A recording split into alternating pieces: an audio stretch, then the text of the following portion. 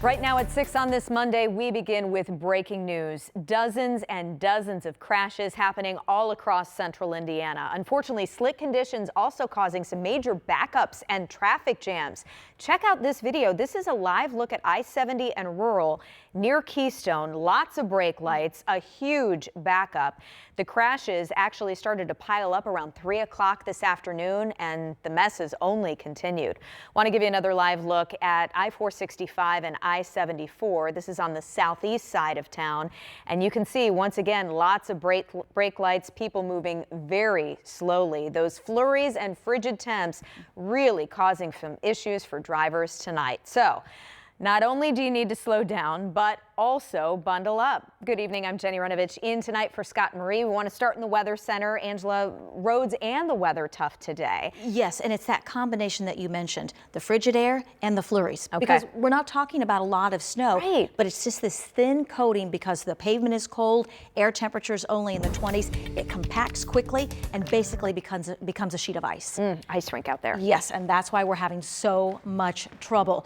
This will continue for the next couple of hours. You can see with live Doppler 13 radar, some of the steadier bursts of snow are beginning to push south, although we're still tracking some along Interstate 65 from Lebanon to Whitestown, Brownsburg along 74 to just about Crawfordsville, east of Indianapolis along I-70. Allow extra travel time. We showed you with those cameras across central Indiana. It is really slow going out there this evening. Temperatures right now in the 20s, 23 Indianapolis, Greencastle, 26 Shelbyville, 24 in Bloomington. Evening temperatures will stay low to mid 20s. We've got snow showers possible through about 7, 8 o'clock this evening. No significant accumulations, but still enough for some slick roads. Teens tomorrow morning, highs near 30.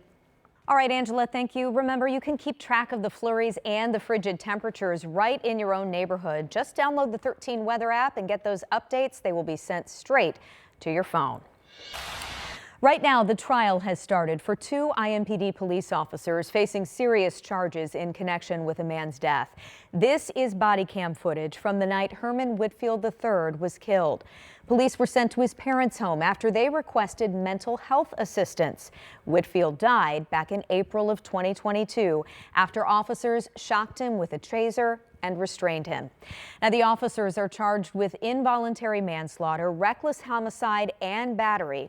Our Karen Campbell has been in the courtroom all day today and is live for us tonight with an update. Karen? Well, Jenny, as day one of this trial concluded, Herman Whitfield III's mom came out and told us that she's happy that this trial is finally underway. Now, the prosecution, they said that no comment until the end of the trial, but we tried to speak to the defense attorneys who told us that they can't wait to present their evidence before the jury. Now, in court today, there were 2 separate body cam videos that were played from both officers, Ahmad and Sanchez. They appeared dressed in full IMPD uniform today. Our cameras were allowed in the courtroom for opening statements. The prosecution told members of the jury that the officers violated their general orders when it came to use of force and called their actions, quote, unjustifiable. Now, the defense told the jury the officers' actions were justifiable and that Officer Sanchez deployed his taser to try to control Whitfield, and officers put him in handcuffs after he ran towards officers. We'll hear about the training that officers with IMPD undergo, including officers Ahmad and Sanchez. They're trained that an individual in the prone position, mean laying on your stomach, is at a greater risk for something that's called positional asphyxia. Essentially, they're at a greater risk for not being able to breathe well because they're laying on their stomach. Officers were trained that when an individual is in the prone position on their stomach, that they should be there no longer than is absolutely necessary. Officers deem that that person is going to be a threat to themselves or to others. The officers are obligated to get them to the hospital, usually via ambulance, depending on the circumstances. And they're also obligated to cuff that person before they do. But they don't go straight. And Herman Whitfield Jr. also testified today, and he said he was never told by a medical professional that his son had a mental health diagnosis. Now, our cameras will be allowed back in the courtroom for closing statements. Jenny? Yeah, definitely a trial a lot of people are following closely. Karen, live for us tonight. Thank you. Tonight, Metro Police are trying to figure out what led to the deaths of 2 people just a few hours ago in a home on the north side of Indy. Our Chase Howell rushed to the scene on West 38th Street near North Meridian. So, Chase, do police believe there's any danger to the public? They do not. They believe this was an isolated incident, and right now they're considering it a death investigation, not a homicide or murder-suicide. Now, police say deputies with the Marion County Constable's office were walking up to the house to serve some sort of eviction when they heard shots coming from inside. That's when IMPD says they got a call for shots fired. When officers walked into the home, they found a man and a woman who were shot to death. Now, I spoke to a woman who lives nearby who says she saw the man just yesterday.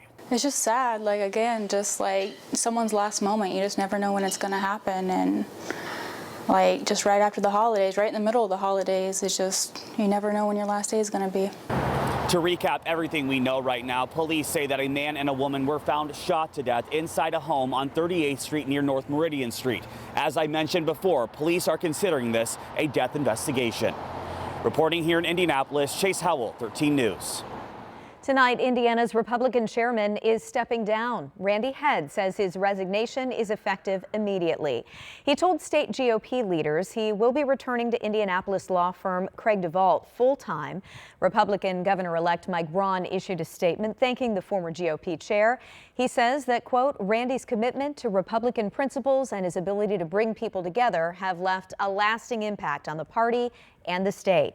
The vice chairwoman, Erin Lucas, will serve as interim chair. Filling open positions in special education. That's what the University of Indianapolis is trying to do in central Indiana schools. Our Anna Chalker shows us how one district is using the university's program. The first letter we have is T. Inside this Perry Meridian Middle School classroom, Tag. special education teacher Andrew Bova is working with students on short vowel sounds. I love where I'm at. I'm in a position where I continue to make an impact. But he couldn't take this position right after college because he doesn't have a special education degree. I then was a preschool teacher. I worked for DCS and juvenile probation. Because of a shortage of special education teachers within Perry schools, Bova was hired through an emergency permit. We just haven't had as many candidates. We have some very qualified candidates that do apply, but in the past where we may have 10 candidates for an opening, we may have 2 or 3 candidates for a specific opening. Like many school districts in the state, Perry Township Schools has had a hard time hiring teachers, especially for its special education department. But with a partnership with the University of Indianapolis, they were able to have a full staff this year. This is all through UIndy's iSeal program.